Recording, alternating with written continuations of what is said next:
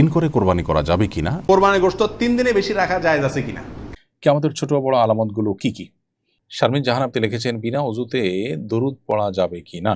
একজন সঙ্গীত শিল্পী দাবি করেছেন বাংলাদেশের 90% মসজিদ নাকি অবৈধ জায়গায় স্থাপিত। আপনি তার দাবি কতটুকু সত্য মনে করেন? আমি সম্পূর্ণ রাতে কি কোরবানি করা যাবে?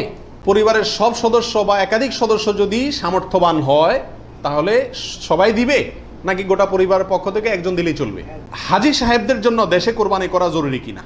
পশুর জান যাওয়ার আগে কি চামড়া ছিলা জায়েজ আছে? উত্তর। এরপরে প্রশ্ন হলো, কোরবানির চামড়া যথাযথ মূল্য না পাওয়ায় অনেকে চামড়া নদীতে ফেলে দিয়েছেন কিংবা মাটিতে পুঁতে ফেলেছেন, এভাবে সম্পদ নষ্ট করা জায়েজ আছে কিনা, ন্যায্য মূল্য না পেলে করণীয় কি। সুরাইয়া রিমি আপনি লিখেছেন, 4 রাকাত ফরজ নামাজের ক্ষেত্রে 2 রাকাত পড়ার পর তাশাহুদ না পড়ে দাঁড়িয়ে পড়লে করণীয় কি। স্ত্রীর কথা মতো হস্তমৈথুন করা যাবে কি না। চলুন তাহলে আর বিলম্ব না করি, ইতিমধ্যে যে সমস্ত প্রশ্ন আমাদের কাছে এসে পৌঁছেছে সেগুলোর উত্তর দেওয়ার পালে আমরা প্রবেশ করি। ঋণ করে কোরবানি করা যাবে কিনা, এর সরল উত্তর হলো ঋণ করে কোরবানি করা যাবে যদি আপনি পরবর্তী ঋণ পরিশোধের ব্যবস্থা থাকে, আপনি সেই জায়গা থেকেই ঋণ পরিশোধ করে দিবেন।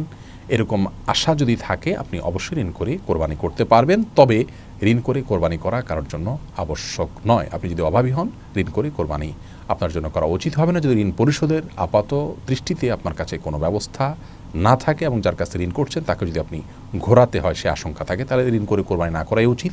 তবে যদি দেওয়ার ব্যবস্থা থাকে, জোরালো আশা থাকে, তাহলে আপনি ঋণ করে কোরবানি করতে পারবেন। রাতে কি কোরবানি করা যাবে? এই প্রশ্নের উত্তর হলো, রাতে কোরবানি করাকে ওলামা একরাম মাকরুহ বা অপছন্দনীয় বলেছেন। তার কারণ হলো, কোরবানি একটা আল্লাহর গুরুত্বপূর্ণ বিধান। এখানে পশুর রগ নির্দিষ্ট সংখ্যায় নির্দিষ্ট রগগুলো কাটা যেতে হবে। রাতে করলে অন্ধকারে সেগুলো কম বেশ হয়ে যেতে পারে, এই আশঙ্কায় দিনের বেলায় করা উত্তম এবং রাতের বেলায় মাকরুহ বলেছেন।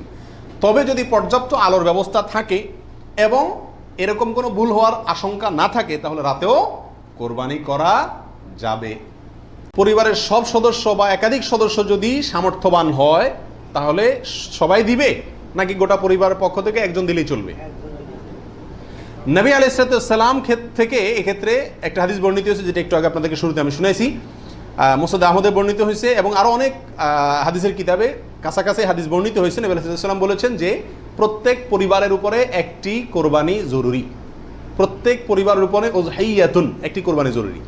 আলা কুল্লি আহলি বাইতিন, এই ধরনের শব্দ তিনি ব্যবহার করেছেন, প্রত্যেক পরিবারের উপরে। এই হাদিস থেকে বোঝা যায় কোরবানি এটা এক পরিবারে একাধিক সদস্য যদি হয় সামর্থ্যবান, তথাপি যিনি মূল কর্তা তিনি দিলেন তাহলে সবার পক্ষ থেকে হয়ে যাবে। এর বিপরীতে ওলামা ইকরামের আরেকটি মত আছে, যেটা ইমাম আবু হানিফা রাহিমাহুল্লাহর মত। সেটা হলো, কোরবানি পরিবারের একাধিক সদস্য যদি সবাই যদি সামর্থ্যবান হয় তাহলে প্রত্যেকের পক্ষ থেকে দিতে হবে। ওনার যুক্তি, উনি বলেন নবী আলাইহিস সালামের ওই হাদিস, যে হাদিসে তিনি বলেছেন যার সামর্থ্য আছে আর কোরবানি দেয় না সেজন্য ঈদগাহে না আসে। এখানে যার সামর্থ্য আছে প্রত্যেক ব্যক্তিকেই শামিল করে এই নির্দেশনা। বিষয়টা গবেষণামূলক, উভয় পক্ষেরই দলিল এবং যুক্তি আছে। তো এক্ষেত্রে সতর্কতামূলক মত যদি অবলম্বন করি আমরা, তাহলে প্রত্যেকেরই যার যার সামর্থ্য আছে তার পক্ষ থেকে করা যেতে পারে এবং করলে সমস্যা হবে এটা কারোর মতেই নাই। হাজী সাহেবদের জন্য দেশে কোরবানি করা জরুরি কিনা। যারা হজ করতে আসছেন তারা দেশে তাদের পক্ষ থেকে কোরবানি দিতে হবে কিনা, উত্তর হলো না। হাজী সাহেবরা যারা আসছেন তারা হজ করতে এসে হজের পরে তারা দমে শকর দিচ্ছেন, শুকরিয়া স্বরূপ যে দম দিচ্ছেন, যেটাকে আমরা কোরবানি বলি, এখানে দিচ্ছেন, তাদের জন্য দেশে তাদের পক্ষ থেকে আর কোরবানি দেওয়া কিনা জরুরি না। তাছাড়া তারা মুসাফির অবস্থায় মুসাফির ব্যক্তির জন্য কি দিতে হয় না, কোরবানি দিতে হয় না। পশুর জান যাওয়ার আগে কি চামড়া ছিলা জায়েজ আছে? উত্তর হলো না, কঠোরভাবে নিষেধ।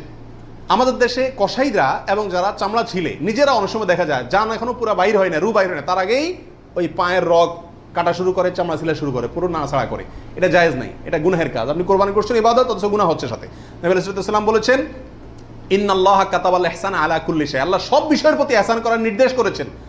অতএব ফাইদা কাতালতুম ফাআহসিনুল কিতলাতা ওয়া ইযা যাবাহতুম ফাআহসিনুজ যাবিহাতা, তোমরা যখন কোনো পশুকে জবাই করবে তখন ওই পশুর প্রতি রহম করিও, ভালো করে ধারটা দিয়ে নিবে। নবী সাল্লাল্লাহু আলাইহি ওয়াসাল্লাম বলছেন, যাতে করে তার রু বের হইতে কষ্ট না হয়। সেখানে জীবিত অবস্থায় এখনো মরে নাই, আপনি চামড়া ছিলা শুরু করে দিলেন, এটা খুবই অন্যায় এবং জুলুম। কোনো পশু কষায় যদি করে তাকে থামাই দিবেন, যে রু যেতে দাও তারপরে হাত দাও। কোরবানির গোশত 3 দিনে বেশি রাখা জায়েজ আছে কিনা, উত্তর হলো জায়েজ আছে। 3 দিনে বেশি রাখা যাবে না এমন কোনো কথা নাই। এরপরে প্রশ্ন হলো, কোরবানির চামড়া যথাযথ মূল্য না পাওয়ায় অনেকে চামড়া নদীতে ফেলে দিয়েছেন কিংবা মাটিতে পুঁতে ফেলেছেন। এভাবে সম্পদ নষ্ট করা জায়েজ আছে কিনা, ন্যায্য মূল্য না পেলে করণীয় কি?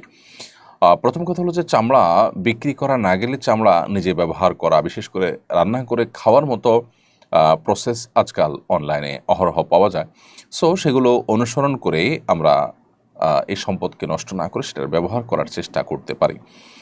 দ্বিতীয়ত কথা হলো, যদি সেরকম কোনো স্কোপ না থাকে, সুযোগ না থাকে, সেরকম সময় বা আপনার সার্বিক সুযোগ যদি না থাকে, তাহলে সেক্ষেত্রে কেউ যদি মাটিতে পুঁতে ফেলে তিনি গুনাহগার হবেন না ইনশাআল্লাহ, কারণ এটা তারপরে একরকম বোঝার মতো। কেউ যদি সেটা গ্রহণ করার মতো না থাকে, নিজে ব্যবহার করার মতো সুযোগ তার না থাকে সেভাবে, তাহলে সেক্ষেত্রে মাটিতে পুঁতে ফেলাটা নাজায়েজ হবে না। তবে এখানে যথাযথ কর্তৃপক্ষ যারা আছেন তাদের বিরাট বড় একটা দায় চলে আসে যে এত বড় মূল্যবান একটি সম্পদ সেটিকে যথাযথভাবে সংগ্রহ করা, সেটা যথাযথ ব্যবহার করার ব্যাপারে তাদের আরও জোরালো ভূমিকা থাকা দরকার, যথাযথ ভূমিকা পালন করা দরকার। দীর্ঘকাল চামড়ার যথাযথ মূল্য পাওয়া যেত, চামড়া শিল্প আমাদের দেশে যথেষ্ট সমৃদ্ধ ছিল, কিন্তু গত বেশ কয়েক বছর বিগত সরকারের আমলে এটিকে ধ্বংস করে দেওয়া হয়েছে। এটাকে পুনরুদ্ধার করাটা সময়ের সবচেয়ে প্রয়োজনীয় কাজগুলোর মধ্যে থেকে একটি। সুরাইয়া রিমি আপনি লিখেছেন, 4 রাকাত ফরজ নামাজের ক্ষেত্রে 2 রাকাত পড়ার পর তাশাহুদ না পড়ে দাঁড়িয়ে পড়লে করণীয় কি? সাউসেজদা করলে কি নামাজ হবে? উত্তর হলো হ্যাঁ, সাউসেজদা করলে নামাজ হয়ে যাবে। আপনার 2 রাকাত ফরজ 4 রাকাত নামাজের মধ্যে দ্বিতীয় রাকাতে বসাটা আপনার জন্য ওয়াজিব ছিল, সে ওয়াজিব তরক হয়েছে দাঁড়িয়ে যাওয়াতে, তাতে আপনার নামাজ নষ্ট হয়ে যাবে না, শেষে সেজদা সাউ দিলে নামাজ বিশুদ্ধ হয়ে যাবে ইনশাআল্লাহ তাআলা। স্ত্রীর কথা মতো হস্তমৈথুন করা যাবে কি না? স্ত্রী হস্তমৈথুন করতে কেন বলবেন? যদি কোনো স্ত্রী হস্তমৈথুন করতে বলেন তাহলে এটা অসুস্থতা, এটি জায়েজ নয়। কোরআনে কারিমে আল্লাহ বলেছেন যে মানুষের যৌন চাহিদাকে চরিতার্থ করবার জন্য আল্লাহ বৈধ যে পথ রেখেছেন, স্বামী স্ত্রীর যে মিলনের পথ রেখেছেন, এবং বৈধ পথ ছাড়া অন্য কোনো উপায়ে যদি কেউ তার যৌন চাহিদাকে চরিতার্থ করে, আল্লাহ তাআলা বলেছেন ফাউলাইকামুল আদুন, তারা সীমালঙ্ঘনকারী। সূরা মুমিনুনের শুরুর দিকের এই আয়াত থেকে বোঝা গেল যে হাত দিয়ে যদি কেউ বীর্যপাত করে তাহলে সে সীমালঙ্ঘনকারী, কারণ এটি কোনো সুস্থ বা স্বাভাবিক পদ্ধতি নয়। বিধায় স্ত্রী চাইলেও তার হস্তমৈথুন করা জায়েজ নাই। হ্যাঁ, যদি কেউ এমন কোনো জায়গায়, এমন কোনো কঠিন সিচুয়েশনের মধ্যে পড়ে গেছেন, যে এমন পরিবেশে আছেন যে এখানে তিনি তার যৌন চাহিদা যদি তিনি কোনোভাবে অবদমন না করেন তাহলে জিনায় লিপ্ত হয়ে যাবেন, তাহলে সেক্ষেত্রে কোনো ফকিগণ ওই ব্যক্তির জন্য ওই সময়ে হস্তমৈথুনকে জায়েজ বলেছেন। আর স্ত্রীর হাত ব্যবহার করে হস্তমৈথুনকে অনেক উলামা ইকরাম জায়েজ বলেছেন, যদি মাসিকের কারণে বা অন্য কারণে স্ত্রীর সহবাস না করতে পারে এবং না করতে পারার কারণে গুনাহে লিপ্ত হয়ে যাওয়ার আশঙ্কা থাকে সেই ক্ষেত্রে। বাকি স্ত্রীর নির্দেশে স্বামী নিজে হস্তমৈথুন করা কোনো অবস্থাতে জায়েজ নয়। একজন সঙ্গীত শিল্পী দাবি করেছেন বাংলাদেশের 90% মসজিদ নাকি অবৈধ জায়গায় স্থাপিত। আপনি তার দাবি কতটুকু সত্য মনে করেন? আমি সম্পূর্ণ মনে করি যে মিথ্যা দাবি এটি। অনেক মসজিদেই হয়তো সরকারি জায়গায় মসজিদ তৈরি হয়েছে, স্থানীয় প্রশাসনের অনুমোদন নিয়ে অনেকে যথাযথ পারমিশন নিয়েছেন, হয়তো প্রাথমিকভাবে অস্থায়ীভাবে মসজিদ করে এরপরে অ্যালটমেন্ট নিয়েছেন। এরকম অনেক মসজিদ হয়তো পাওয়া যাবে। বাকি কোনো ব্যক্তি মালিকানাধীন মসজিদ, জায়গা দখল করে মসজিদ বা আপনার সম্পূর্ণ অন্যায়ভাবে কারোর জায়গার উপরে মসজিদ তৈরি, এই ধরনের ঘটনা বাংলাদেশে খুবই কম ঘটে। সরকারি জায়গায় যে মসজিদ হয়ে থাকে সেটাও সরকারি অ্যালটমেন্ট নেওয়া এবং নির্দিষ্ট প্রসেস অবলম্বন করা উচিত। দখল করে বা সেখানে মসজিদ করে নিয়ে তারপরে অ্যালটমেন্টের জন্য চাপ দেওয়া এবং সিন ক্রিয়েট করা এবং ধর্মীয় প্রতিষ্ঠানের কারণে অ্যালটমেন্ট দিতে বাধ্য করা, সেটাও অনুচিত কাজ।